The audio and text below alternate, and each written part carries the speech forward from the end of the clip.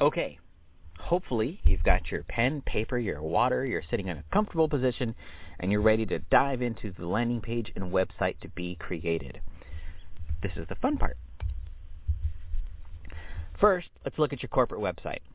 Now, most of the time, you're going to hear me distinguish between your corporate website and your landing pages. When I make references to your site, what I'll be talking about is your landing pages. Very, very rarely will I reference your corporate website, but it is important that I talk about it now so that you understand that it is necessary, but it is not where we're going to send traffic. Here's why. You do not want your repeat customers, media, meaning the news stations, your suppliers, and your publishers to view your offer page as a company identity. Your landing page, aka your offer page, it's just for selling product. That's its whole job in life, is to sell product, is to be a focused and strategic way to get customers to come through a sales process and through a sales funnel. It is not where you're going to want to send everyone who's going to sell you inventory, traffic, or sell you manufacturing product, or really anyone for that matter. The only people that should see your sales process are going to be your customers and the publishers who want to review your sales process. When they go to check you out, let them check you out at your corporate website. So really, you don't want your customers to go to anything to begin with but your focused landing page. And then once they become repeat customers, then they can go to your corporate website where they'll feel a little more happy about their decision.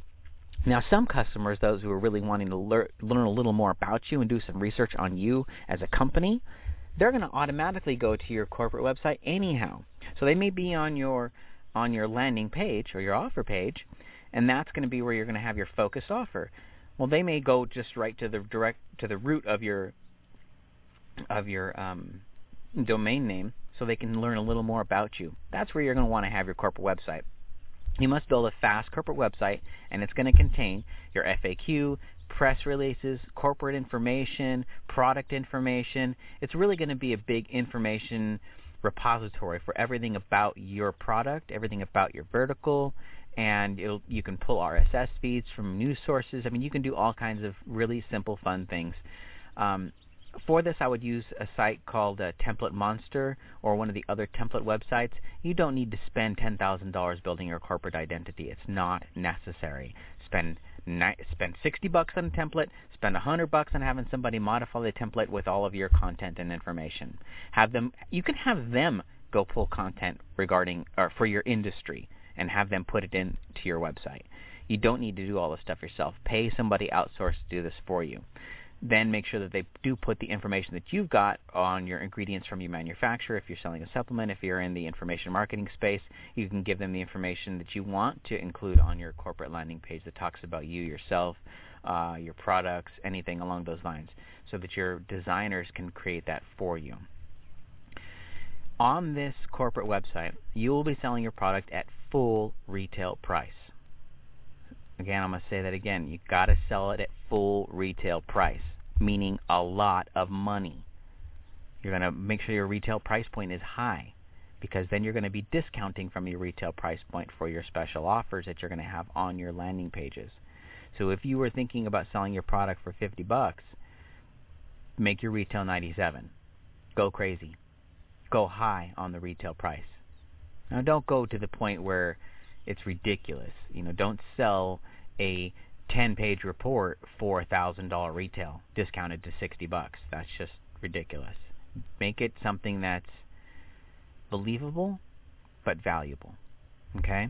And on the corporate website is where you're going to sell it at that full retail price point, so that when the customer lands on your offer page and then they go to the corporate website and they see it for $90 on the corporate website and your landing page has it for $59, now that makes sense. Makes sense to go back to that focused landing page that they were at, or offer page, and to interact with that page. So, if possible, allow your customers to cancel their order online with a good sales process. We'll talk more about that in the retention section, but it will be very helpful for you to create an online system for cancellations. If you can't do it, then don't worry about it. It's not critical. You can have the call center do it. Now, let's build your landing page where you're actually going to make sales. So again, you notice I didn't talk too much about the corporate website because it doesn't need to be talked about that much. Have something for everyone else to look at. Have something that talks about the product and is a tribute, if you will, to your product and your company. This is where you're going to do the About Us and how great you guys are and how wonderful everything is that you're doing for the world. But it's not where you're going to make sales. So let's go back into the landing page where we're going to make sales. Before we do that, let's talk about the evolution of those landing pages. Landing pages used to be all about highlighted yellow, black, bold pictures, what they call Johnson boxes, those little, I don't want to call it yellow. It's really not a yellow. It's kind of a yellowish tan color inside of a table. Big, bold text, reds. That's really been the internet marketing space for a long time, and it still is in many cases. There is an evolution that's taking place, though, and for most sales, they don't take place on those kind of pages. They only take place on those kind of pages, mostly for internet marketing products. In 1998, long sales copy letters were it. There was really nothing else other than long copy sales letters. But the 1998 audience was definitely very different than today's 2009 audience. It's been 11 years since 1998. 11 years of programming by movies, by media, by television to create more of a instant gratification and more of a high-speed lifestyle. So remember that in 1998, there were early adopters to the internet. People were much more technical. Bulletin boards and text-intensive sites were mostly pretty much the only thing on the internet. You had to worry about how long it took for a page to load even, and high bandwidth or high speed really didn't even exist back then. Pages were all about who could write the best sales copy, right?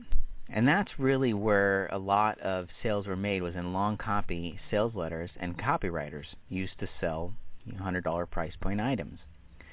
Average sales pages were in excess of 10 pages in length. If you were to try and print out one, forget about it. You better have a lot of paper ready. If you look on the left here, this is an actual sales letter. This actual sales letter, I mean, I don't know if you can see just how, imagine this is the computer's screen width. It is huge. Look, you can even see all the yellow and pictures and different boxes and everything else in here. There was a tremendous amount of yellow highlighting and bold, and it did sell products like crazy. Products were sold like mad back then by those who were buying it. Early adopter, text-intensive people, usually men. This was before massive amounts of women started flooding to the internet. In 2001, I left the internet marketing world. I was very determined to find a way to market to the increased ADD populace. I say that because I knew that those long sales letters didn't interest me. But I learned a valuable lesson back then in 1998. I learned that what I thought didn't matter. Actually, I learned it a little bit before then, but still the same thing applied. Because what I thought didn't count. What really mattered was, what did the customers think? Were they willing to buy? And at that point, I realized that there was a lot of customers who were like me, who were not necessarily turned on by the long copy sales letters, who wanted something different. So I was damned and determined to figure out how I could market to those people. So I started a few very simple and very successful websites. This was before Google, mind you. This is all pre-Google.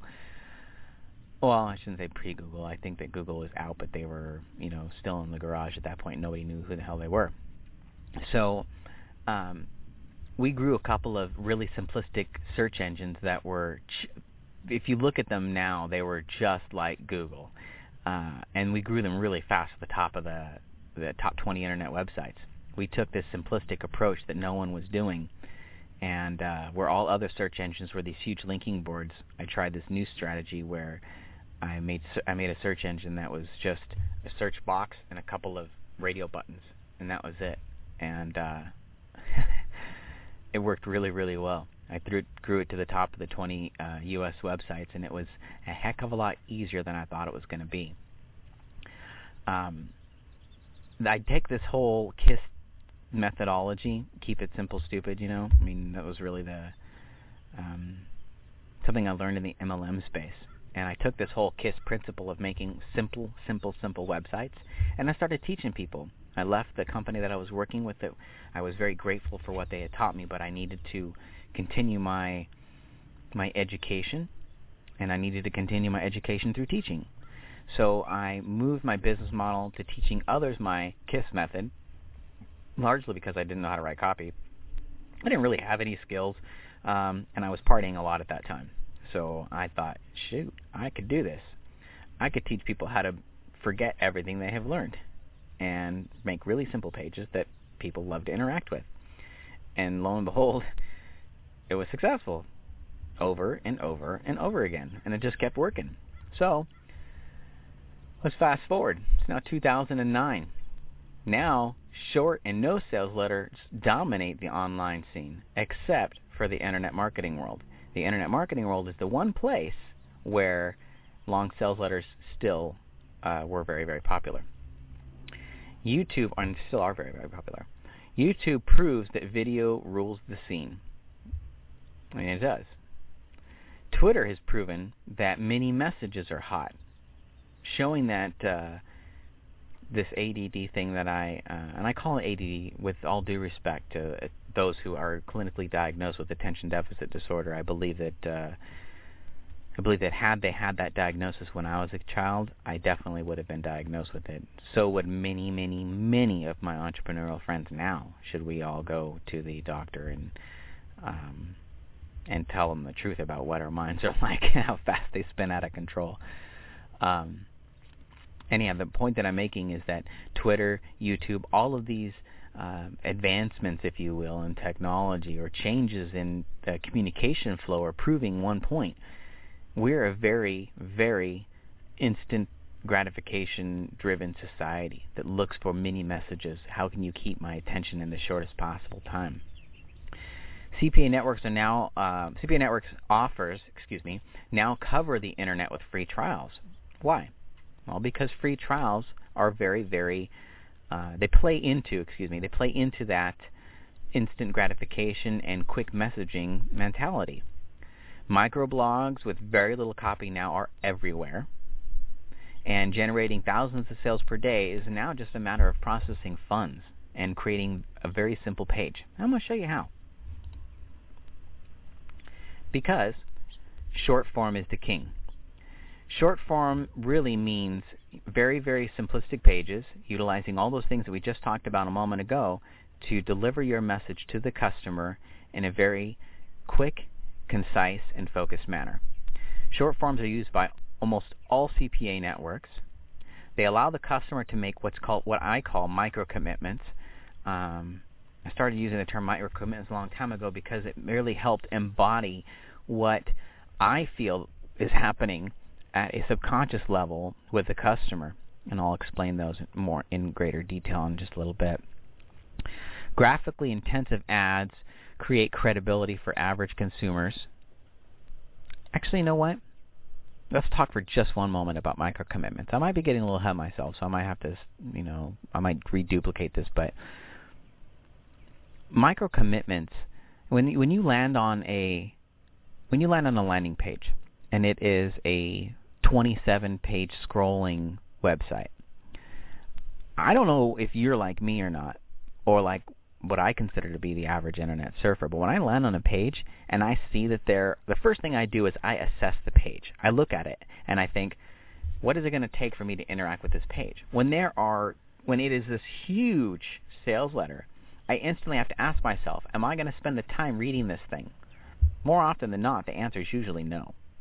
So I look at it and I assess my commitment with, am I even going to interact with this page? Is the first commitment that I'm making. Then if I say yes because it's short enough that I feel I have the time to invest in even looking at this website, then I make my next micro commitment, which is moving through each step of the commitment process. Where am I going to read the headline? Am I going to read the subheadline? Am I going to watch the video?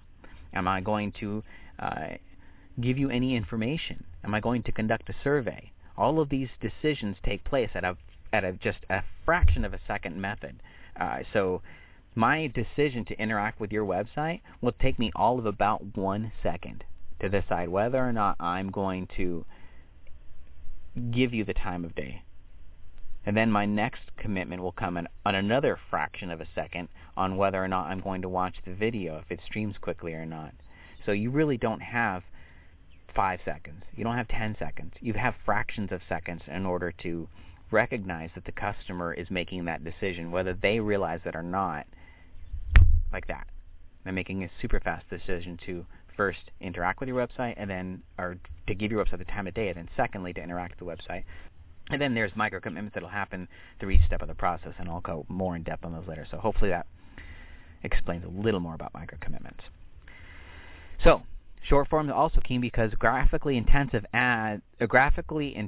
sites add credibility for the average consumer. So when there's a lot of cool graphics, it makes this consumer go, hey, this must be a real company because they've put some time, and look at how beautiful the site is, and this must be something real that I can believe in. Now, keep in mind that ugly is still okay. Ugly still sells product like mad. So there's two schools of thought. There's ugly and then there's graphically beautiful. So both of them will work. Graphically beautiful will add more credibility, where ugly will add more of a grassroots feel. And customers will buy for both reasons. Data can be collected on non-buyers for autoresponders and direct messaging, which is also key to making short-form king. We'll explain that more in the future. Future marketing can offset your affiliate costs, meaning that all of the marketing from those data that you've collected can really help offset your costs. They're simple to create and duplicate. Once you get this, just duplicate over and over and over again, and you'll start making more and more and more money. Very limited copy needs means that you don't need to pay big fat copywriters $10,000 a sales page or $20,000 a sales page, because that's what they'll charge. You can do this with just the assets that you collected from your own and from your swipe file that you found from all of the other competitors. As you go through and you built that swipe file earlier, hopefully you've collected some of the copy that was on the other advertisers' websites, all your competitors, and you can come up with your new variations of those using their concepts and not necessarily their word-for-word copy. Video replaces long copy and meets the ADD requirement. I'm going to just explain that for just a moment. If I land on a page and I see that it's 20 scrolls, I have to make the decision at a subconscious and conscious level to read all of that crap, for lack of better words. Because right now I don't know what it is. It could be all crap to me. It's going to have to be some damn good copy if it's going to pull me in and make me think that it's not crap, because my defenses are automatically up when I land on the page. However, if I land on the page and there's a video and it's intriguing and it's entertaining and it has all the exact same copy as that long copy sales page, how much copy do I need to have on the page now? Very little, because someone's sitting there reading the copy to me and entertaining me while they're doing it. So you can say a lot of the same things. Now, I'm not to say that you don't want to put copy on the page, because you absolutely do. But now you can limit that copy, and thereby limiting that initial first barrier to entry, which is, do I got to read all this crap? Because you don't have to. Someone's saying most of it in video, and they're doing it with passion. So they're able to give you the left brain input for facts and substantiation, etc., and then the right brain, which is, give me good visual cues and say it in a passionate way so that I can like you. So those are the biggest reasons why short form is king. Okay, it's a fresh day. It started getting a little too loud outside, so we had to take a break for the day, and it started getting hot. And since I like working outside, it was a little bit more better for me and my creative, whatever you got to do to get your creative juices flowing, just make sure you do that. And if you feel like it's not working out for you for that day, just pause and start a new day. Get some good fresh energy on the day. Along those same lines of fresh energy, I got incense burning in the corner for me because I love my incense. So you may see some smoke coming. Don't worry, it is not the computers. It is just my incense. So let's take a look at what's really important for designing the landing page, since we're talking about all this energy stuff, and that's landing page psychology. Because really, what landing page psychology is about the thought process that's going to happen in the end user's mind as they go through your landing page process, and how they're going to feel. So really, it's that transference of feeling and energy that you're going to give to them as they're looking at your page. So let's go through the things that are going to be necessary for you to have a truly successful landing page. Now, this, again, it's not the end-all be-all list. It's just a good place for you to get started. Okay? Let's get started then. Landing page psychology. The details for creating your landing pages. You're going to have to go through all of these things. Keep in mind, I'm going to go into detail on all of them, so don't worry. I'm going to go into some really great details on everything here. Engage your user within 3 seconds. Pull your user to an action that you want them to, but let them choose. Plant seeds for future upsell and future success. You're going to want to create a sense of urgency to act and or buy now. You're going to tickle the emotional and irrational side using triggers. You're going to justify the drop so that it makes sense. Whatever your offer is going to make sense to them. You've got to justify that. You're going to allow for self-gratification on the decision to act and or buy. Let me pat myself on the back. Bond at a personal level so that it's a friendly decision to interact with you. You're going to remove the fear of commitment. You're going to provide social proof to remove psychological barriers. You're going to collect any info points you can to personalize future messaging. You're going to allow for the consumer to make micro commitments. You're going to use graphically intensive ads, graphically intensive imagery to add credibility for the average consumer, because they really like the fact that graphically intensive websites tell them they can trust them. But then on the converse side, also really ghetto-looking websites will add that grassroots feel. So you can go both ways. Again, this is just a helpful guide for you. And remember, when you're doing these things, you don't have to do them all at once and know them all religiously. It's just important that you start understanding the concepts, because once you start thinking about these concepts that I'm giving you, when you create your page, they'll start popping up in your mind later on as you're creating your page, and you'll remember, oh, you know what? I need to change that. So it's not that you need to reference this, Bible, if you will, of implementation. It's more that you understand all these things and you think about them at the time when you're creating your page, so that you can develop a better master strategy. Hope that makes sense. So to keep going, the data can be collected on non-buyers for your autoresponders and your direct marketing. Your future marketing will be able to offset your affiliate costs. It's simple to create and duplicate, and you have limited copy needs, meaning there's going to be less chances for unselling. And video is going to replace copy for ADD requirements, meaning basically our lack of attention that we have now for most things that are in our world. So let's go through that. Look at the details for the creation of your landing page using all of these psychological principles. Number 1, engage your user within 3 seconds.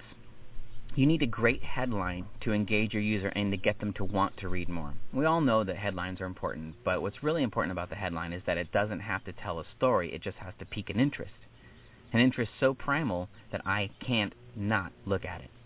The headline should lead to the subheadline, so you should want to look at the subheadline when you read the headline.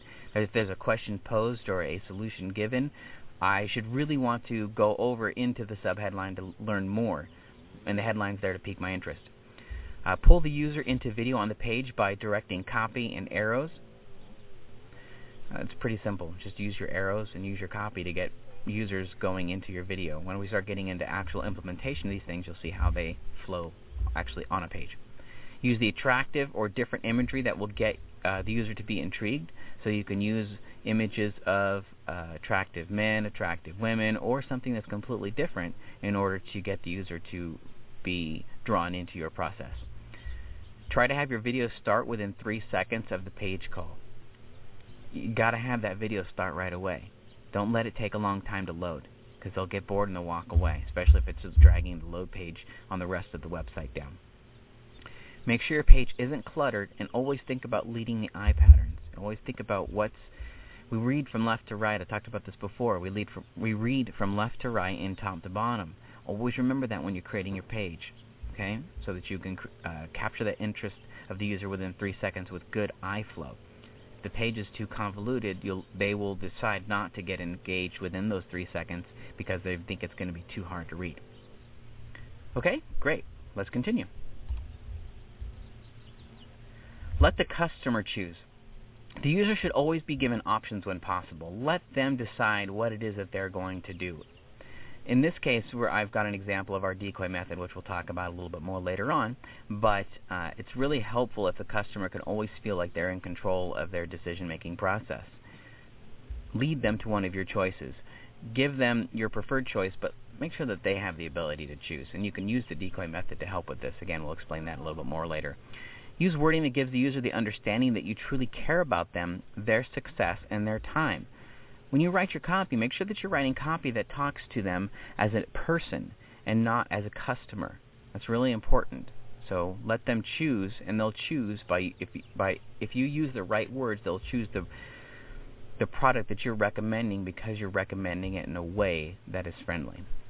Remember that they're not just choosing your product, they're choosing your brand, your personality, and your hope. So you're going to give them some sort of hope in this. Make sure that they're choosing your hope and yourself and you as the solution to their answer. Because even if you don't fix the problem, if they believe in you, they'll buy other products from you. Okay? Plant seeds for future sales and success. Every touch point is another opportunity to plant a seed for future sales or future success. The best way to explain this is that it's easier to open a steel door when it's left ajar versus just having to push it open and get it that first little tiny bit. If you put an anchor statement into your customer, you can help them to not only have greater success, but you can also help them to have a greater upsell ratio later on. What I mean by this is if you were to, if I'm in the sales process, and in one of my pages it says later on you'll be given 3 opportunities to increase your success by up to 78%, or by up to 300%. Now that's planting a seed. Whereas if I just presented upsells later on, it's a little less impactful than if I'm looking for those things. Do you see what I mean? Or if you were to tell, when you're placing your customer thank you calls, which we'll get into later, when you're placing your customer thank you calls, if in those thank you calls someone says to the customer, you know, Tina, someone will be calling you in the next couple weeks if you are selected for our accelerated program, where it's a little more hands-on, but the success rates are much, much higher. So if you are selected for that or the accelerated program, someone will be giving you a call. And then just leave it at that. Customer will get the seed planted, and then they'll be expecting or hoping to get the call, versus if there is no planting of the seed, then that success ratio when you contact the customer for the future upsell will be greatly diminished. Hope that makes sense to you guys. Remember, if that hype can increase your success factor of your product, please don't think that hype hurts customers, because it doesn't. Hype helps. Now, there will be the natural psychological defense mechanism that says that I can't, hype is baloney, or this is just all hype. Well, that's okay. There's those people who are going to believe that, and I honestly was one of them until I started reading some material that showed and proved to me with facts that hype sells product and increases the success ratio of the product. So I then had to ask myself, crap, do I owe it to my customers to use hype? Am I doing them a disservice by not hyping up my product? Yeah, actually I am, because if I can help them to achieve a greater success ratio by talking up my product, then I should be dang doing that, right? I mean, I absolutely should be doing that. So just remember those things, and then the most important thing when you're planting seeds is to remember that if you plant a seed and you don't add water, it's never going to grow. You got to go back and harvest that seed at a later time. So don't plant a seed if you don't end up following up on it. You can plant a seed and then build your process later to follow up on the seeds that you've already previously planted. That's fine. The point is, go harvest the seeds later. Okay? All right, let's get going. Create a sense of urgency. There must be a motivating factor to buy now, or it is within human nature to put off which cannot harm us. That is the natural fight or flight response. You probably have heard that statement before. If it doesn't kill us, we can avoid it. I personally think that programming was drummed into us at the very beginning of mankind. Either if you had to pay attention to the things that would kill you or you would die, and everything else you got to ignore because it couldn't hurt you at that point in time. We still have that in our genetic makeup, so we can use that fight or flight to elicit responses from our consumer. Here are some examples. You can use limited time offers. You can use limited quantity offerings. You can use smaller runs. I'm not getting into explaining these, but I probably should for just a moment. Limited time offers, meaning that you only have the offer available to the public for a specific time frame. You can use limited quantity offerings, where you only offer limited amounts, or you can do both, limited quantity and limited time, only 1,000 units for 10 days, whichever comes first.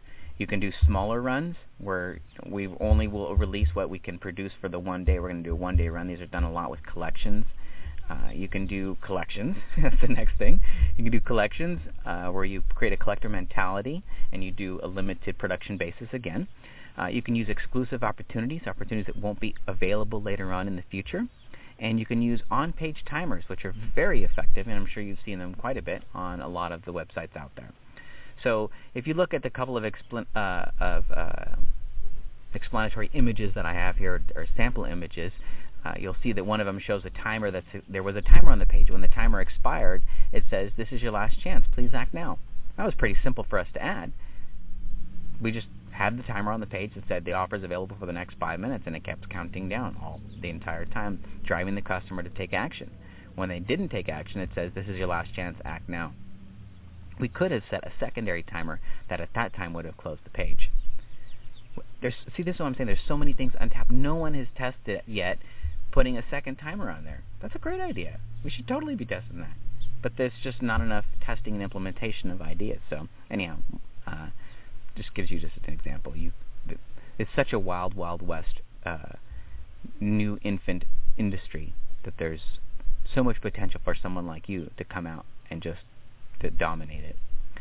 You also see the second one says supplies are limited, act now. That's the scarcity play, where you actually are limiting. And in most cases with the advertisers we work with, supplies really are limited. I mean, you get into back order status, which ends up killing you. So you really do have to limit how much you sell.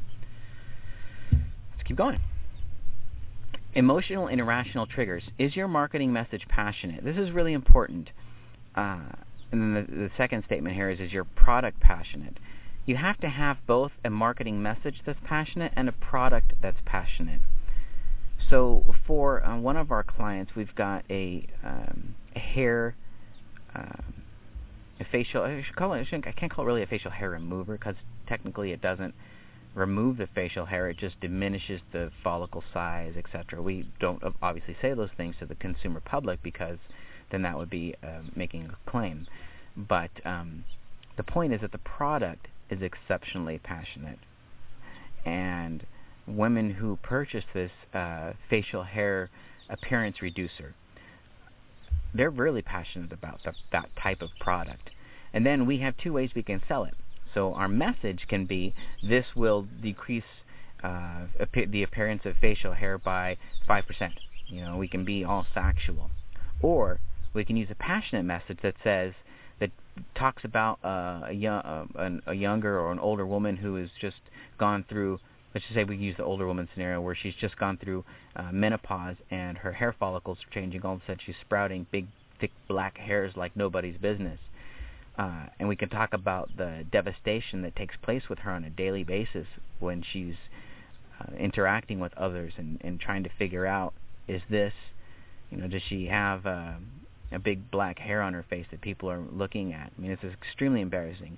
So you get to construct your message in the way that you want. You can be factual, or you can be passionate, or you can be just a little bit of both. My recommendation is to weigh on the side of passion by, say, 80% and use factual by 20%.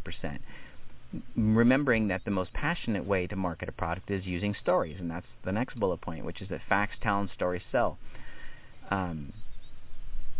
It's really, really important that you create some fantastic stories for your products, or get stories from your consumers.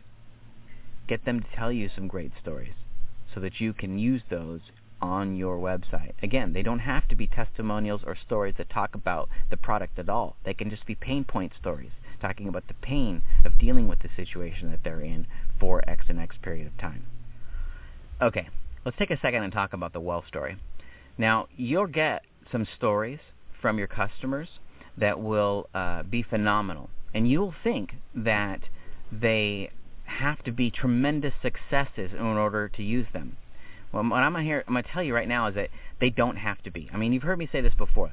You don't have to have tremendous success, as measured in weight loss or income earned.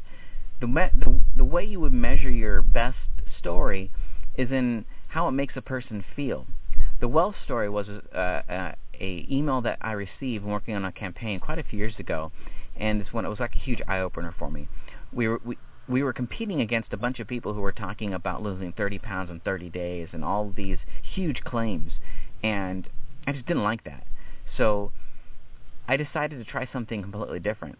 I took a woman's testimonial and put it on our website that she had emailed in. I call it the wealth story because it wasn't about massive weight loss or anything else. It was just about a better well-being. She felt good. She had lost, I think it was 10 or 11 pounds in 3 months. But her story that she sent in was amazing. She was talking about how much better she felt, how she had more energy and more exercise, and she was actually able to go out and start walking. Not hit the gym, none of that stuff. She just was able to actually go walk without it hurting her. That story was so from her heart, and it was so passionate that, I mean, I can't begin to tell you how much that helped our conversion ratio for a moment. And what I ended up doing is I put the entire email with the headers and everything in there that she sent in. I blacked out her email address, obviously, but I left it all in there. And at the bottom, I put a little note from our company saying, I forget her name, Mary. Let's just call her Mary. Mary's weight loss wasn't that great, but we don't measure success in pounds. We measure success in how you feel about yourself, how you feel about your day, and how it has this product, and how have we helped to change your life. And I'm telling you guys, I mean, it was amazing. People fell in love with that page. Our conversion ratio, it was more than doubled, and I'm hesitating because I don't know if I think it was like triple or 3 or 4 times as much. But I know it sounds crazy, but with the right story, people will start buying your product like mad. I mean, that was a long, long time ago. But the point is, that's why you collect all your assets. Find some of those really killer stories, and they can be long. Just stick them in there in between to help create a real sense of passion. So it's all about the passion. Let's talk about wedge drivers. Now, that story that we just talked about, the wealth story, that helped as a wedge driver because it made our company differentiate themselves from everybody else. Everyone else was talking 30 pounds, 30 days, massive, fast weight loss, and a whole bunch of bogus claims. Where we were, hey, you know what? It may take you a little while, but you'll feel better. You'll really enjoy life, and we're not going to, bullshit you. So we were able to distinguish ourselves against the competition by not making enormous and ridiculous claims. Also, you can use wedge drivers to talk about anything that has to do with how you are different than everyone else and how you bond like them. You can say, if you're doing business opportunity, you can say, look, there's a lot of guys out there telling you how you can make yourself $1 million or $2 million or $10 million. Or there's a lot of guys out there saying you can get rich with Google or get rich with Craigslist. I'm not going to show you how to get rich, or I'm going to show you how you can do a lot of those same things, but I'm not going to say that it's going to work for you because, if you don't work at this, it's not going to work for you. It's going to involve a lot of work. It's going to involve a lot of pain. You're going to fail.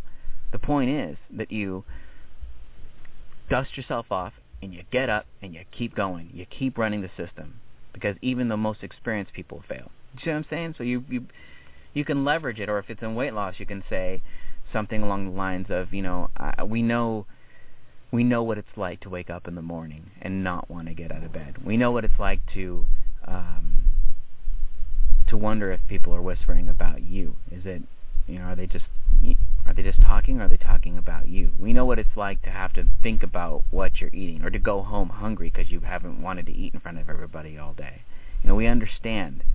So you make statements like that in your sales copy, and you can drive that wedge between with between you and everyone else and with them. So you group yourself with the customer. Anyhow, there's people who are a little more articulate about what I'm trying to say, but I think you get the point. So just remember that men are just as passionate as women. They're just passionate in a different area.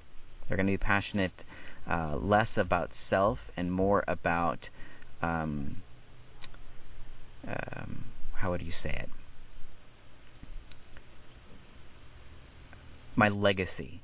To me, men are more legacy focused and more competition driven. So just you can still use passionate plays to men. Just find the passion in the market.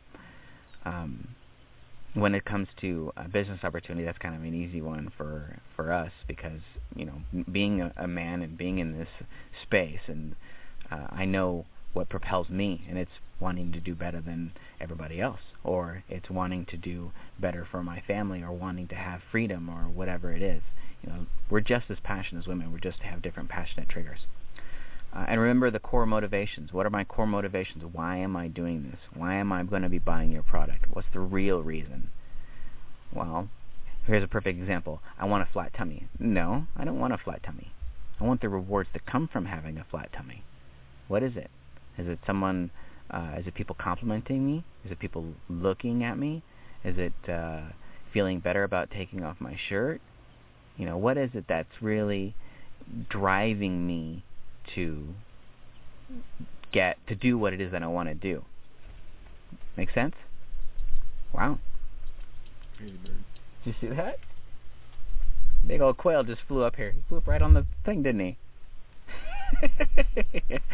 He has his core motivations too. I don't know. His are like eat, sleep, sex, probably. Do quails have sex? I would imagine so. Okay. You get the emotional triggers. Let's keep going. Justifying the drop. One of the most important elements for the campaign is justifying your drop. If you're going to make a special offer, I need to be able to understand why you're making me that special offer. Don't just make me a special offer and then leave it at that. There's got to be a reason. I need to know why you're doing this, because my skepticism alarms are going to go off. So explain why you're making a price reduction. Also, have it make sense on why you're doing it, but don't go crazy. Don't go too over the top with your explanation. Market study can actually be plenty. If you just say we're conducting a market study, just that one statement is sometimes sufficient. Or we want to get the message out there, or whatever it is that your justification is for the drop. Just don't go crazy with it.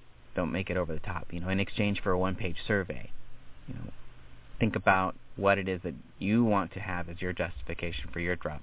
We've used in the past, we've dropped the price as part of market studies. We've dropped the price to get more testimonials. I use that one a lot, get more testimonials, because then guess what?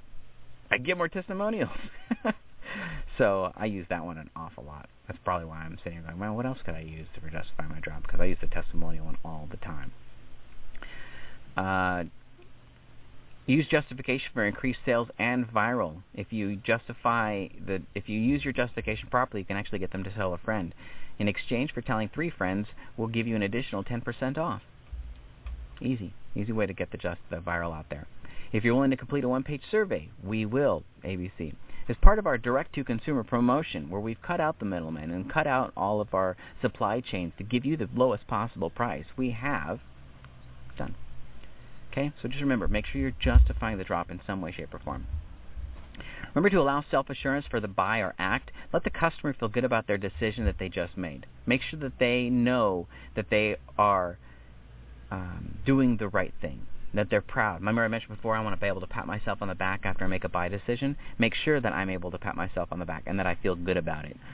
Once the sale is made, that's when the real selling begins. What I mean by that is that a lot of companies think that the thank you page just contains the receipt and then that's it. Wrong. The thank you page is where you start really selling the customer on, and from that moment forward, on keeping the product and maintaining the product.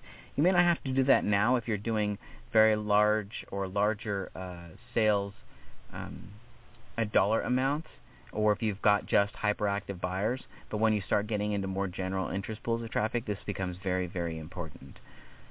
What I mean by the real selling is you got to make sure that you have more testimonials and more videos and more audios and more stick strategies and all of these things to ensure that the customers are always left to feel like they're doing the right thing and that there's more social proof after the purchase is made, because that's when they're going to experience buyer's remorse. We'll talk more about that later. Remember that they have to justify their decision to buy with not only themselves but with others. I talked about this a little bit before, I think. So it's important that you make sure that the customer has some ammunition to be able to justify that purchase decision to them, to their husband, to whoever they want to talk about their purchase with. And if you think that they don't want to talk about their purchase with someone, they need to reconstruct your page so that they feel so good about it that they want to tell everyone. Because the last thing you want them to do is make it be a secret purchase. You want it to be something they're proud of and want to tell everybody. Remind the consumer that they're doing something most never do. Give them that sense of good feelings, that they are above the rest of the crowd. By completing the action, they are already 98% ahead of the world. Exactly. So, and then give printable, if you can, social recognition when possible. If you were to send me a framed certificate, what's a frame going to cost me if I get them in bulk? Even if it's not a great frame, it costs me $1 or $2 max. Printed certificate, 30 cents maybe. So for $3, I can help my customers to feel a heck of a lot better about the purchase, because I am now getting recognition for dedicating myself to my own business, to my own future, and my own success. What did it cost me? $3, $2, $4, I don't know.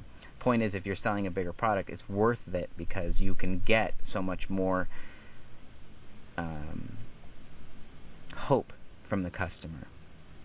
They're going to be, hey, man, you know what? This is really great. I feel great about my decision. Now I've got a lot more hope for myself and a lot more belief in myself because someone else believes in me. So, bond so it's a friendly decision. Allow your customer to have a relationship with your brand, your identity. Have some fun in there. Be yourself. Don't be boring. Try and be. And if you are a boring person, find someone who's not. And seriously, recognize it. If you are kind of boring, ask your friends, hey, am I kind of boring? I know it sounds really, really weird, but we're in marketing, so we have to be honest with ourselves. Be like, hey, should I get in front of a camera and do this session, or should I get in front of a camera and do this? And then wait. If your friend's like, well, that means you got no business doing it. Get somebody else who's got a really great personality. Hire them and put them out there. That's the great thing about being entrepreneurs. We're able to recognize when we have no business being involved in there. There's been many times in the past where people are like, hey, you should get on there and you should be the voice of this and that. I'm like, nope, can't be me. Can't be you, and it can't be you. It has to be someone completely different. They're like, why? Well, clients asking me, how come I can't be on the thing? Well, number one, because you're not the right voice for this message. The message, if you're delivering the message to a female audience, the last thing they're going to want to see is probably, most likely, is some overweight 45-year-old man telling them how they're going to lose weight. Wrong. They don't want that. So just keep that in mind when you're building your bond. Build your bond and allow them to bond with someone that they're going to want to bond with. That's really important. It's easier to buy from Tom or Tina than Global Company Incorporated. It's also a lot easier to return on Global Company Incorporated than it is on Tom or Tina. You see where I'm going with this? Once you build that personal relationship with the customer, then they'll stick around a lot longer, as well as buy easier. Use friendly face images and on-screen talent. It's kind of a given. But don't be afraid if you're going to hire someone to do your video. Don't be afraid to tell them, nope, do it over. That's not personable enough. I need to enjoy it. I need to feel your love while I'm watching you. Use friendly audio and video.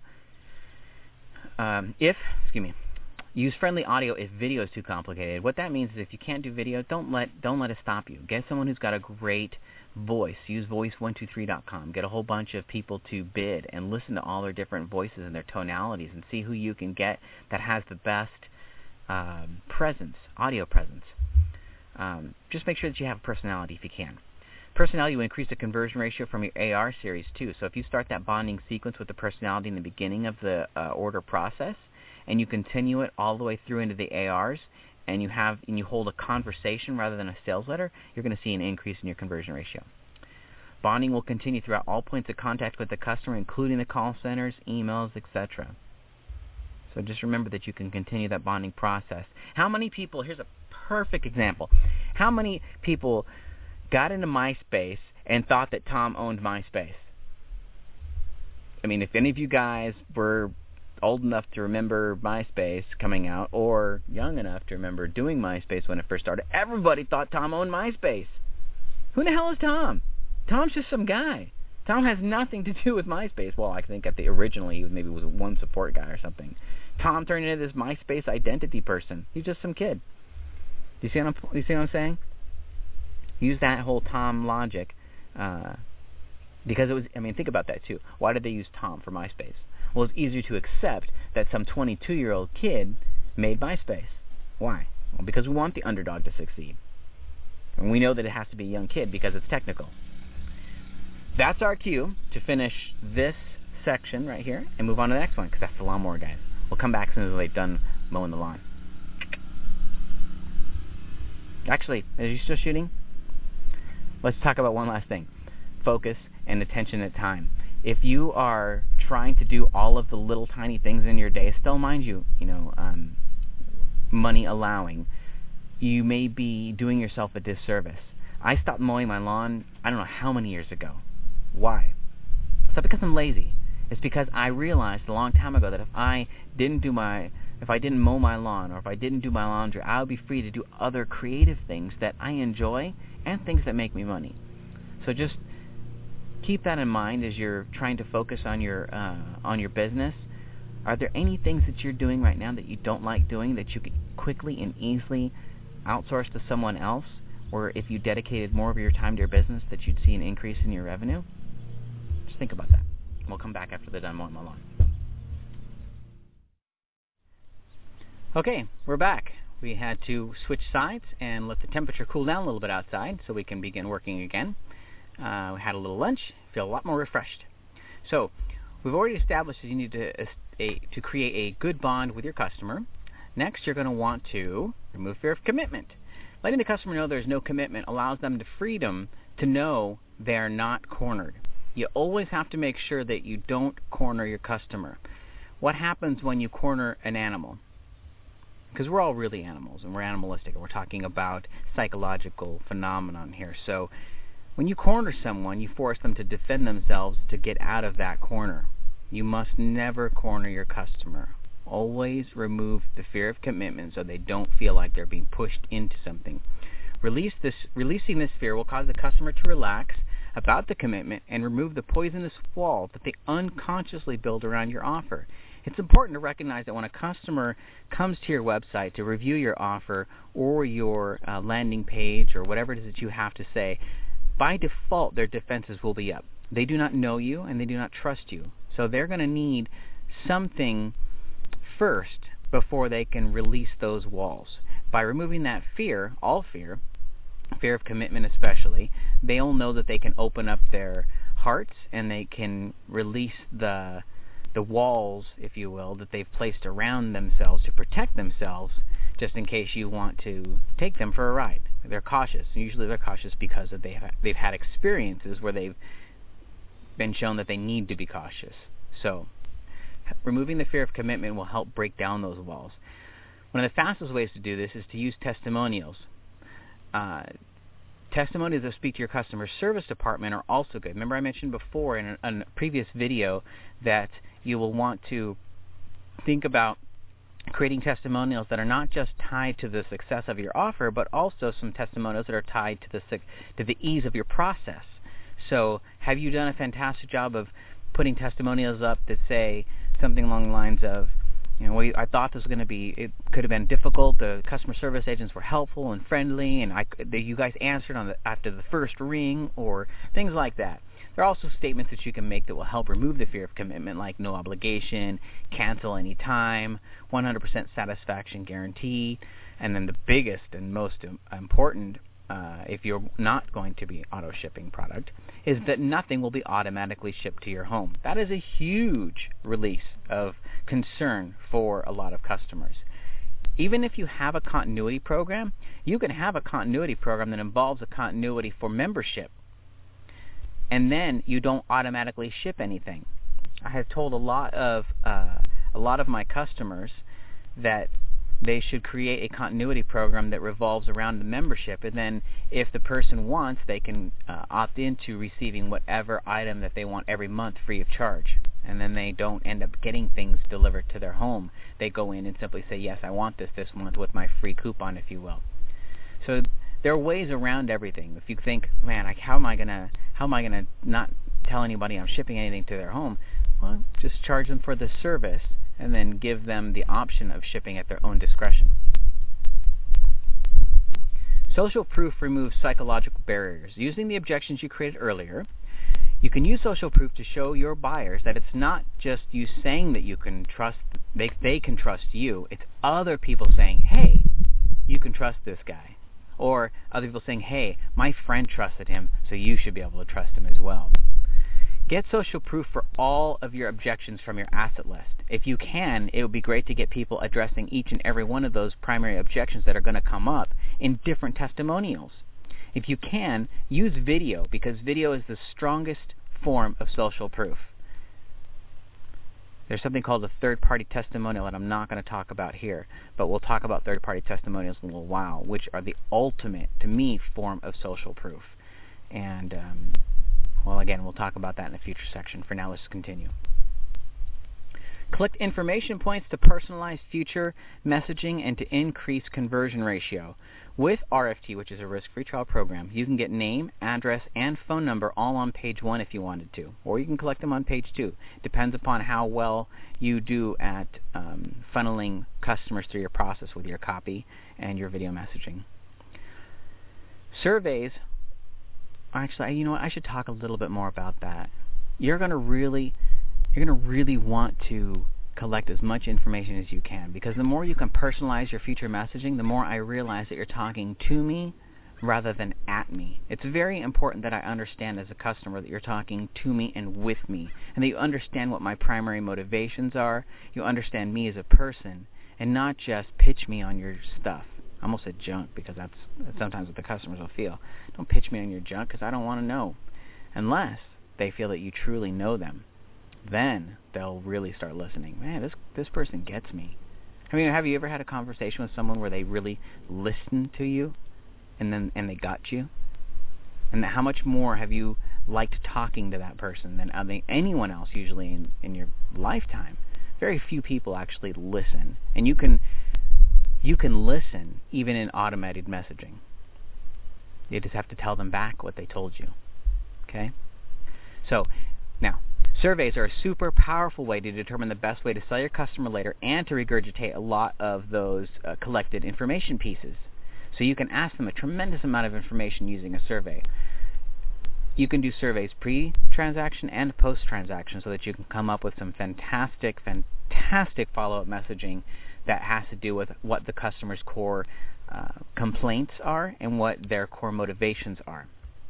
So imagine, if you will, a survey at the end of the process that asks 5 or 10 more questions, real simple 10 questions, that you create follow-up messaging based on those 10 questions to ask them every day. Hey, you know, when you came through, you indicated that you're only making $100 a day.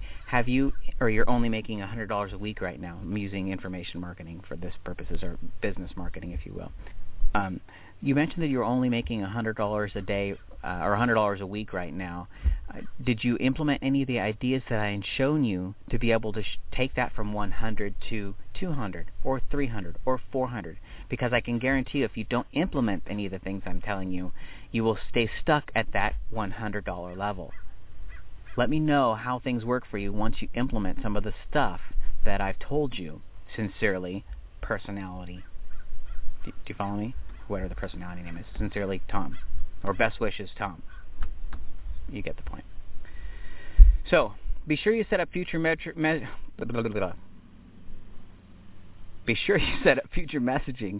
to leverage the collected information, or it's worthless to you. Again, Just like planting the seeds. Don't collect it if you're not going to use it. Well, let me rephrase. Use it. Collect it and use it. You can collect it if you don't know how you're going to use it in the future, if you have a feeling that you could really use it in the future and it doesn't adversely affect your conversion ratio. What you'll find is that if you use some surveys properly, you can increase your conversion ratios by customizing the subsequent sales pages, or also by asking the right questions that surface pain points and make the customer think more about why they want to buy the product. Okay? Here are some examples of some questions that you can use. Why?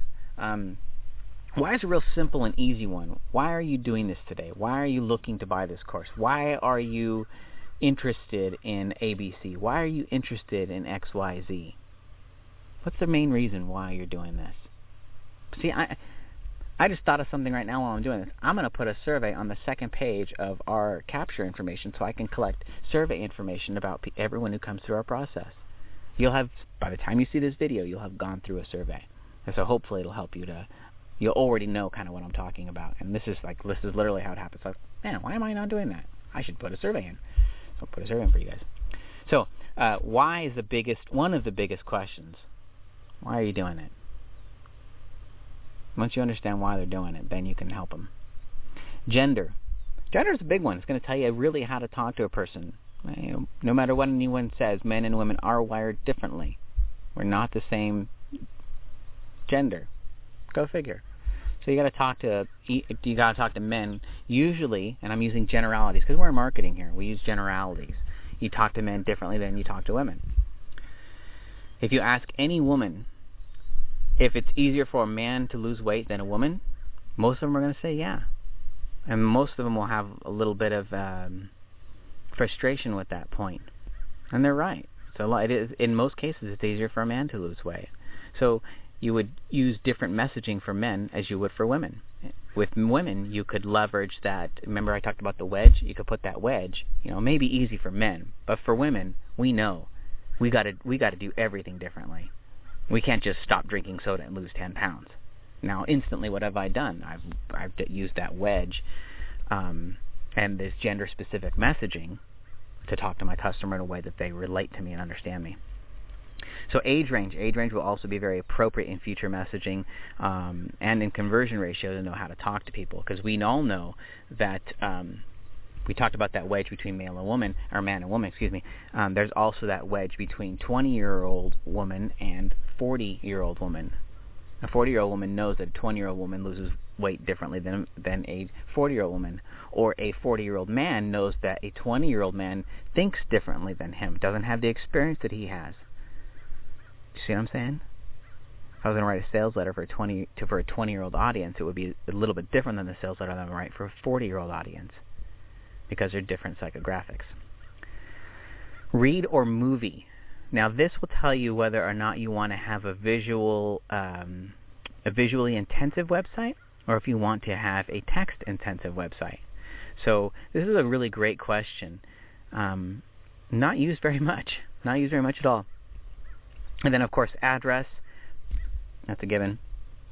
Name and email. Those are for personalization and for future contact points. You can also tell an awful lot about addresses if you want to get into advanced database mining for looking at certain DMA area specific information. If you have the address, you can find out an awful lot about people. But we won't go there yet. It's in another section.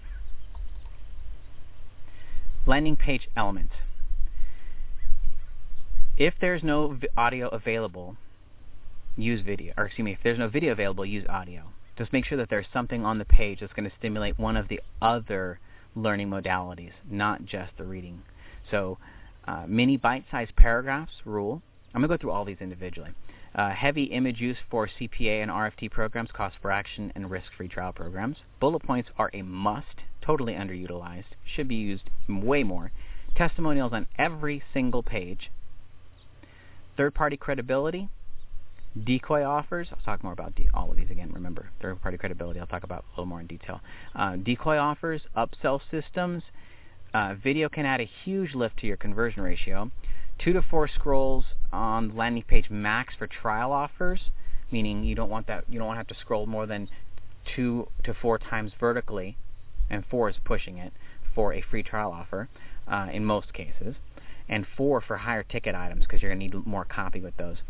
Use white space efficiently, meaning consider how much white space you have. Big font cell products, not much to say about that. Big font cell products, you'll see examples of that. Grab the attention above the fold and action above the fold. So make sure that you have as much compelling information as you can above the fold so that you can stay within that 3-second rule. Also use below the fold for added proof.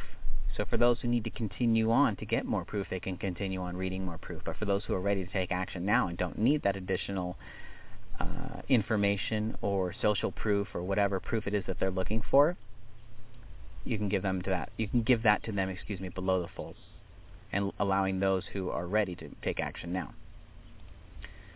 Next, let's look at these.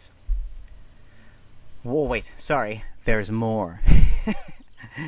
More landing page elements. Remove the top menus, FAQs, etc. Show pics and videos of stated benefits. Clearly display the offer. Clearly display the unique selling proposition. You're going to need product shots, a phone number for credibility, trust logos, money back guarantee, the CVV2 explanation, or CW2, I always mess that up. Credit card accepted, what credit cards you accept, terms and conditions, an exit pop chat system, clearly displaying the packages, a discrete shipping notice, your return policy, and your shipping price and options. It's a lot of stuff. Let's look at video on page. Deliver passion while keeping your user entertained is very, very important. Entertainment is very important. Deliver long copy in a less intimidating format. When you use video, I think I talked about this earlier, you can actually give a 20-page long copy sales letter in a fun and inviting format without, again, that upfront entire commitment to read the whole page. It's best if you keep it under 5 minutes. You don't have to if you've got great copy and you're an excellent videographer, if you will. I don't have a better word for it than that, but if you're really great at doing the videos, then knock yourself out. If you can keep it higher, just monitor how long they're staying on the page. Use ClickTail. Will help tell you how long they're staying on the page, and you actually can use it to view the hotspots and heat indexes and all that stuff for the websites. Or you can use Google Analytics. I'm just not very familiar with Google Analytics yet, so. You can use voiceover style, which means that you use still photographs and voiceovers. I recommend voice123.com for that. You can go in and place the script and have 50 people will bid on it. You get 50 different variations, and then you can choose from whichever person has the right inflection. Or you can tell someone, hey, I like your voice better. Use this lady's inflection.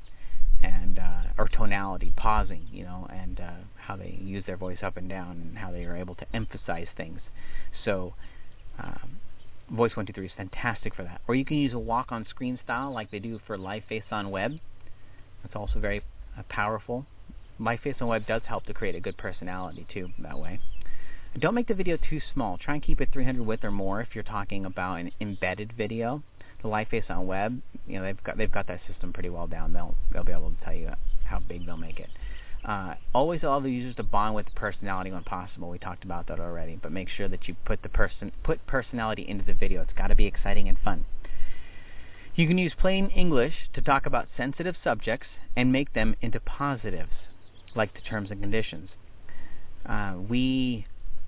Back, I think it was about 4 years ago, we had a difficult time. We were getting way too many refunds from our customers who just didn't read the terms and conditions. Back then, terms and conditions were not usually displayed right on the landing page. There were a checkbox, and people would check the box to go to the terms and conditions. There was a link.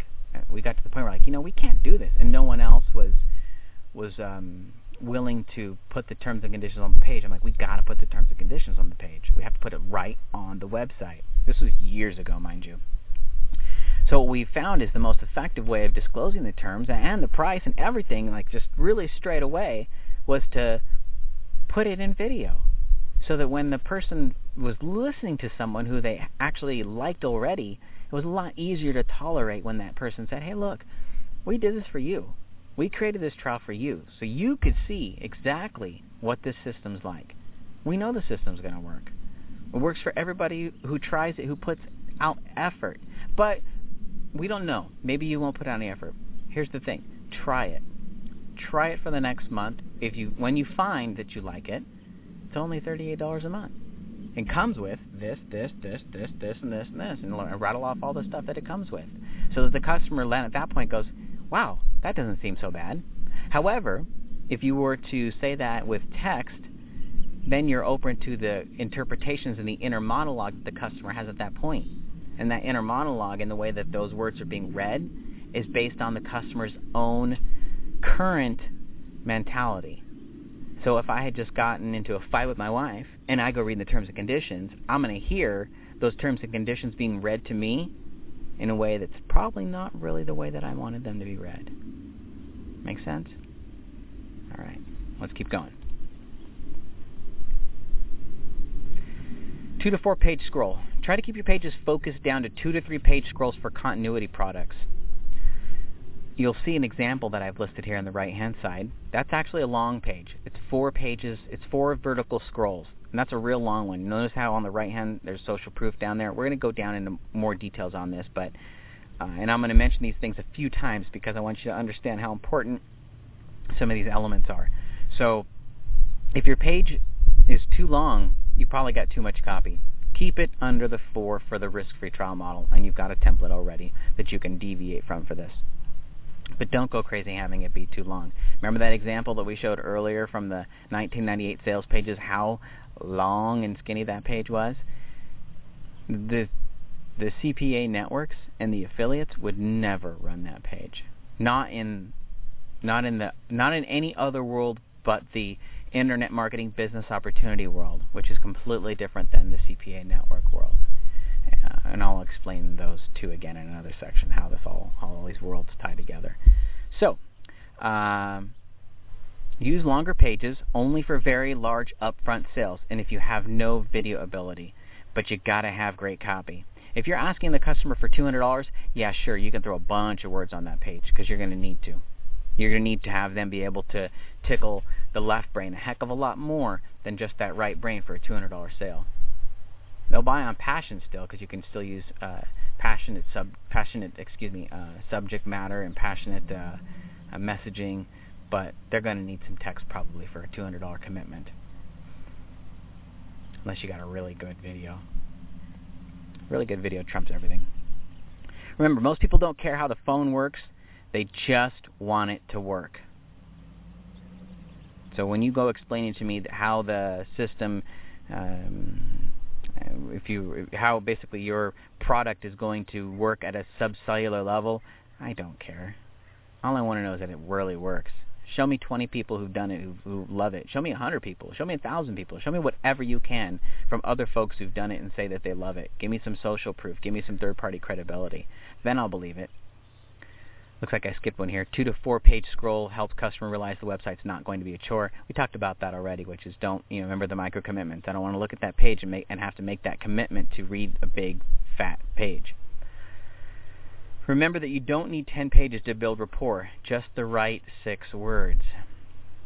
You guys hopefully know about what rapport building is, and that's building the instant relationship with the customer, and bond, if you will. You don't need a lot of words and a lot of copy to build rapport. They just have to look at you and say, oh, all right, I trust you, You seem like a cool person. Or you get me, whatever. So don't think they have to use long copy. Just use the right copy. Hopefully you know your audience that you're marketing to already. Use white space efficiently. White space is the gapping in between thoughts. How many times, there's something to be said for proper pausing. If you don't pause in between certain words specifically when you're making a statement, you can come across very, very wrong. For some reason right now my brain's not working properly on which I'm giving you an exact example of that, but I think you can think of a time when if you didn't pause correctly, someone would have misunderstood what you had said. What you want to try and do here is prevent emotions from mixing together. So your sales copy page is a mixture of different emotions. You want to make sure that the emotions are separated out so you can take the customer through the emotional roller coaster that is the sales process. Okay? If you have those emotions all bundled together too closely, you don't allow for that transition into the next emotion, and you shock the customer. Just like in a scary movie, there's a whole bunch of stuff going on, and all of a sudden, bam! Somebody gets, and then it scares the crap out of you.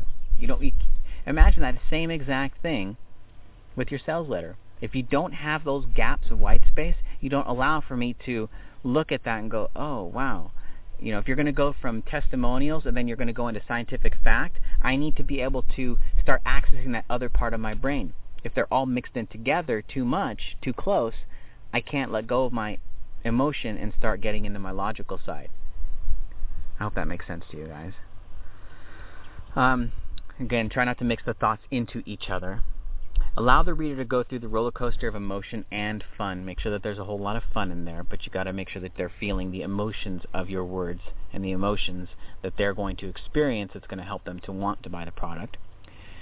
Use table imagery to break out sections of thoughts if space is critical.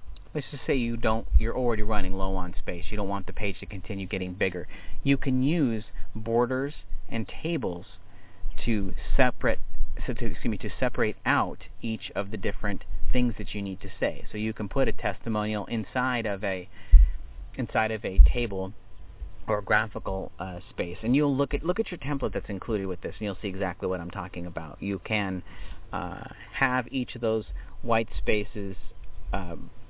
You can have white space broke out without there being any white space, is what I'm trying to say. You can serve the same purpose of white space without having there be any white gapping in between the words. It can be table borders. Use large fonts also to break up white space. If you use a large font to break up the white space, it will help define a new section. Like a chapter in a book. When you read a book, there's very rarely does a new chapter just start and there's no large bold print somewhere that says next chapter. We are closed with that section. Now let's start this section. Even in my own spreadsheet or my own slide presentation here, I've got nice, big, defined sections, and even defined subsections. Use little fonts to engage the active and suspect mind. So you can use the little tiny fonts to make people actively engage their active reading processes. So where you would use large fonts to say something passive that they wouldn't want to read, you can use small fonts to have them engage the active reading mind and make them start thinking more with the left side. Hey, does this make any sense? Is this logical to me? Do I need to be questioning this? And then when they do that, that's where you would put in the benefit statement while they're looking for the negative, or make it a negative that is a benefit. We talked about that already, and we'll talk about it more. Big fonts sell product. They get attention, they invoke emotion, and they work. Get used to bigger words and less of them. Really, it's the right 4 or 5 words that are going to make you sell products. It's not long sentences. I mean, long sentences will help for big ticket items, but the point here is that we want to get people into a system where we can end up selling them the bigger ticket items later after we've built the trust and respect. Verdana, Times New Roman, Georgia, Arial, Impact, and Courier are the fonts that I like to use. I only use Courier for testimonials, but I will use other fonts for testimonials, but I definitely only use Courier for testimonials, or Times New Roman for news stories. Georgia, Arial, and Verdana I use for most other stuff. Impact I use for headlines. Make every word mean something. If you look at this below here, we've got this example. We've got the word fact in big bold letters. 45% of all homes sales in January 2009 were from distressed sellers. It's a fact, so we're telling something left brain, but the way that it's positioned is it's definitely a right brain look and feel. Fact, 4,490,000 homes we sold in January 2009. Fact, someone is making money from this, and it isn't you. So we got left and right brain all mixed together in there. Grab attention and action above the fold. Use the above the fold space to really grab that user. You got to grab them. When they come in, they just have to go, wow, what is that? I need to look more at this. This is something that I need to be looking at. I get this right away. Headline the pain point or the solution. Subheadline solution or the pain point. There's the converse of whatever you use in your headline. If you look at this page, it says powerful new solution for women tired of embarrassing facial hair. If you were to turn that around, you can say, embarrassing facial hair? ? Try our new solution, our new powerful solution for removing unwanted facial hair. Pretty easy. Don't want to complicate it more than that. Future vision imagery above the fold. Make sure that you have your future vision imagery or your goal imagery, as I also call it, above the fold. So if I'm selling a weight loss product, I want some images of a skinny woman above the fold. If I'm selling this hair reduction product or appearance of hair reduction product, I want to see that hair being reduced. And you'll notice it's in two places on this one. Once in the video and once in the flash element above the fold. Also, if I'm selling business opportunity, I want the lifestyle that I'm trying to sell above the fold. Think about it. What else could you be doing? If you're selling financial information, you want to see money above the fold. Stock information, you want to see good stock portfolios above the fold. Make sure that future imagery or goal imagery is above the fold. You also want to introduce your video above the fold if you can, so that they don't have to go looking for what it is that's making noise on their computer, especially if they're sitting at work and all of a sudden they see a video starts and it starts blaring words. You want to be able to shut it off pretty quickly. Start your form for data collection above the fold also. So if you're going to start collecting data, make sure that you put that form above the fold so they can see it, and they're going to realize, hey, I can get started that easy. It's as easy as that, filling in that box right there. Use nice graphical header with the headline above the fold also. Look at how much stuff we've got up there. There's not a lot, but there's not too little either. You notice I'm not going into massive amounts of copy in this. It's very strategic and focused. We'll go more into the landing page in just a moment, but let's continue through the elements. Use below the fold for added proof. Place all of your social proof and other non-vital page elements below the fold. Notice here we've got our substantiation below the fold. We've got this test that was conducted, this study. We've got some large fonts that are separating out and some white space that separate out each thing that we're talking about. Smaller font size to tell the story. Try not to tell a story that bleeds down into the third page if possible. In other words, you don't have your stories bleed too much from page to page to page. Try and keep each thing into one page fold and make them small so that you don't have a story that encompasses more than one scroll. Otherwise, now I've got a whole other commitment, and that's to read 2 pages worth of information. I don't want to ever have to make that commitment. I want to be able to choose selectively after hyperscanning, looking quickly with my eyes, what it is that I want to read. Small stories and bullets at the fold crease will get the user to continue beyond the fold for that added whatever, something I put here. So basically, if you're going to put a story, make it a little tiny story, but then part of it's above the fold, part of it's below the fold. Keeping in mind that above and below is completely dependent upon the resolution of your monitor. So I think most monitors are now 1024 by 768, or maybe a little bit above that. They're getting bigger in the most recent year or two, I think. So just test it out in a couple different browsers and see what it looks like. Remember to keep in mind your text size. Set it at the neutral size most of the time, unless you're advertising to an elderly audience that will by default have that text set to a larger size, in which case you want to make sure you increase the font size and look at it in a couple different ways. Meaning, like with Firefox, Tools, View, text size, larger, I think it's Command Plus on an Apple, and I don't know what it is on a PC. Remember that they may want more hope and not necessarily an explanation of how the product works. We leave that in there, some of this how the product works stuff at the bottom sometimes, just for those who need it. Most of the time they don't need it. I've sold a tremendous amount of products without ever talking about how the product works. People don't really care. Most people don't really care. Use audio if no video is available. Audio can help increase your conversion ratios. I've seen 30-40% increases in conversion ratio using audio versus no audio. The right talent, though, will make or break the script. So while it is important to have many script variations, it's also important to use the right talent, because the right tonality will make all the difference in the world. The right short script can help the user bond, and it can help tell a little story.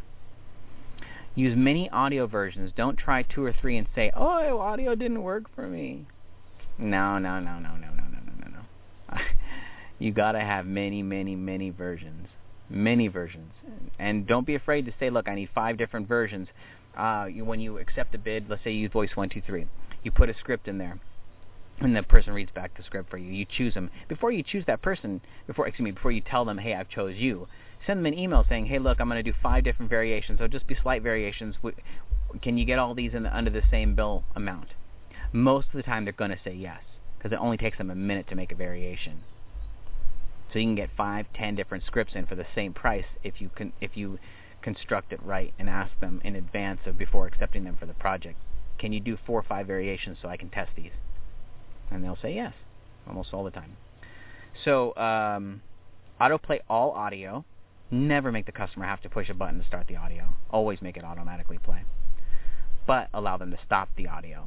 Again, if I'm at work and all of a sudden something comes on the screen for Meet Russian Brides, that's not cool. You gotta be able to stop the audio.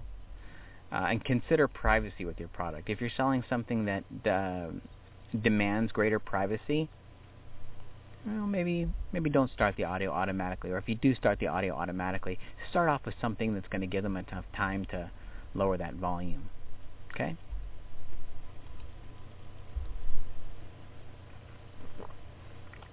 Thank God for coffee. Write mini bite-sized paragraphs. Small paragraphs allow for quick and easy reading. No more than 4 lines tall if possible. You don't want to go into too much. No more than 10 words wide if possible.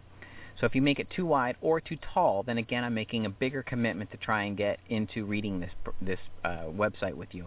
And I don't want to get into big commitments with you yet. I don't even know you. Write your paragraph, then rewrite it with 50% less words. You can do that. Trust me. I do it all the time. Write a paragraph, go back in.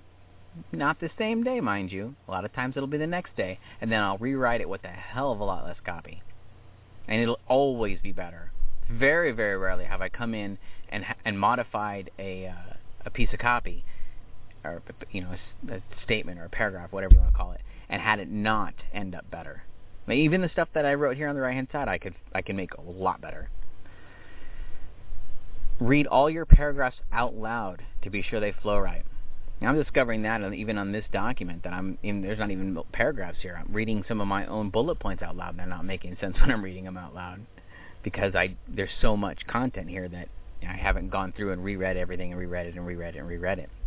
Because you'll see different things each time you read it. So just make sure you read your paragraphs, especially for this bigger copy, out loud to be sure that they flow right.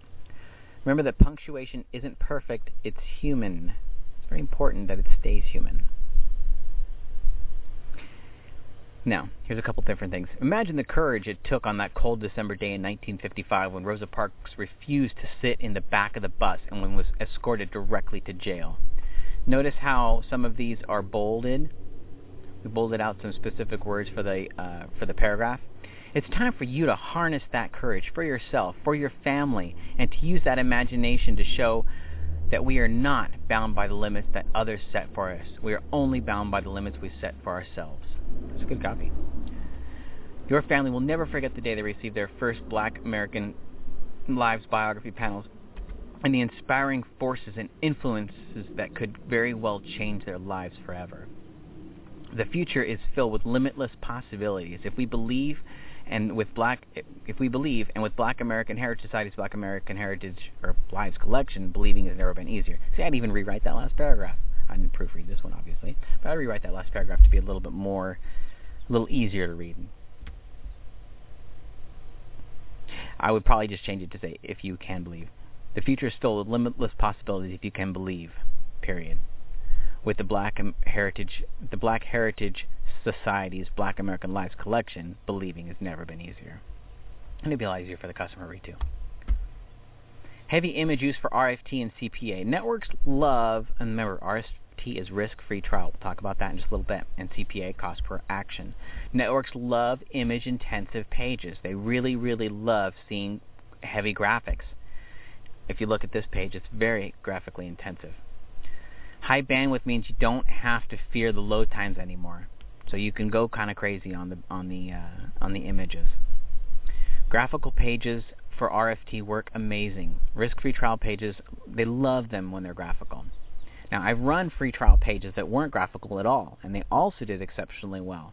But that was when I ran what I call ghetto pages. My ghetto page was horrible. It was just totally like 50 cents to build. It was nothing. In fact, I built it myself. Still converted like mad. But you got to go one or the other. There's usually very, very few people who can go in between the two. But graphical pages do add more trust to the page, a lot more trust. They add more passion to the page, and more importantly, they add more fun to the page because you've got some really great graphical images that you can work with to create a nice, fun environment. Use outsourcing whenever possible for a speedier implementation, and use our templates as a starting point. You've got some templates in here, so go ahead and use them. Get started. Play with a little tiny bit. See what you can get figured out. Use all of these different things to create and architect your implementation plan. In fact, I think, if I'm not mistaken, there's the DVD that contains the starter path. So just use that DVD. Get your first success under your belt, so you can start feeling better about it. Get your first sale, if you will. Okay. On the images, is there anything else I want to cover on those? Yeah, not much to say about that. Just heavy image use would be great. You don't have to have it done professionally. We use iStock Photo for a lot of our images. Just taking that flag, and throwing the presidential image there. That's just one big image of a flag. And then that's a little bit of text with a stroke and a background shadow. That's really easy to do if you're Photoshop proficient. If you're not Photoshop proficient, just hand it off to someone at 99 Designs and tell them make it good. Or if not 99 Designs, Odesk is another good one that you can use. Bullet points are a must. You must perfect your bullet points. Headlines and bullets are the most important thing you can use. Look at this thing on the right here. Dean's system will teach you where to find motivated sellers with real estate at steeply discounted prices, how to save others from foreclosure and earn cash for your own family, how to get a great deal with no money down and no credit checks. Those are great bullet points. A headline and bullets can get an opt-in fast. If you get the right headline and bullets, you don't even need visual imagery, you don't need pictures, you don't need anything. You can get people to opt in. Rotate your bullets from your asset list and be sure that you track your results. Tracking is everything. If you don't track your tests, don't bother testing. Test different bullet imagery. Check boxes, arrows, stars. I think on this one we've got a $sign, a truck, and I don't know what the heck that other thing is, but play with it. Track it. Bullets should be larger, font, and fun. They gotta stay fun. Make sure that they look cool. Never use Courier or Times New Roman for bullets. That's my own personal preference. It's up to you on what you want to use, but personally me, I hate seeing Times New Roman and Courier for bullet points. They're better off being used for newspapers and testimonials. I don't think they add a level of trust or credibility to bullets. I think it brings down the level of trust.